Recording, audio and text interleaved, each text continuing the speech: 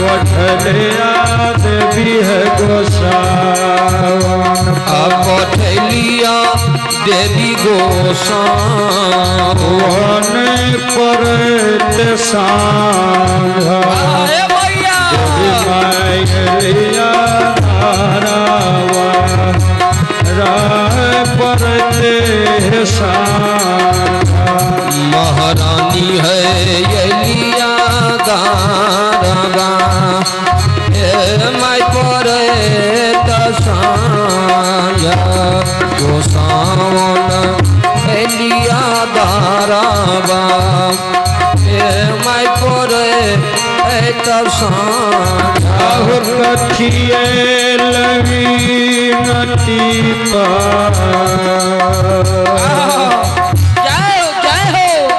कथिए लगी नटी पठल हो बउआ हो सेवा पठैला बाबू हो सेवा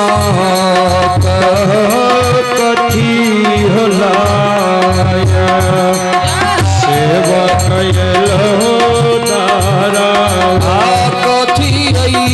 लगी नदी हो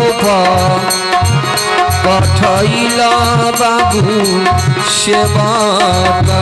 पठैला बाबू हो सेवा काथिला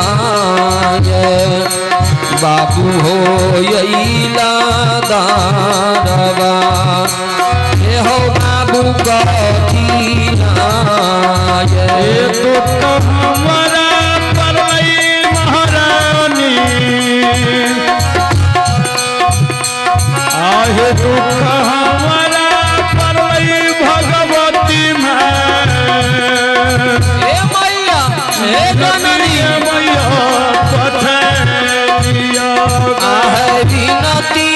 मैया है पठलिया जसा दुख हमरा पड़लै महारानी दुख हमरा परई भगवती में विनती मैया है पठलिया विनती मैया है पठलिया है क्षमा मांगैल मैया है एलिया तारवा मैं क्षमा मांगैल विपत्ति जो तोहरा हर लिया बाबू हो सेवा किया हरलिया बाबू हो सेवा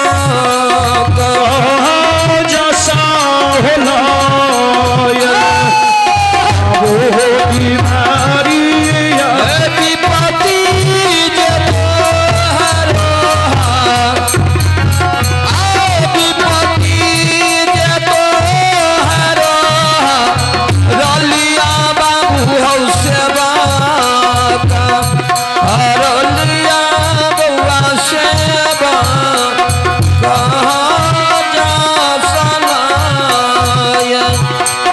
बाबू हो दीवारी असथा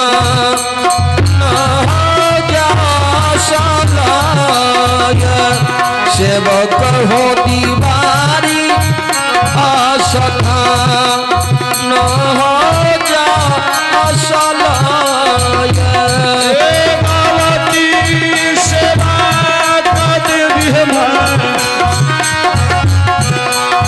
दुआ कर जोरन मैया दुआ कर जोरन गावती सेवा मैया है गावती सेवा मैया है दुआ कर जोरन दुआ कर जोरन क्षमा कर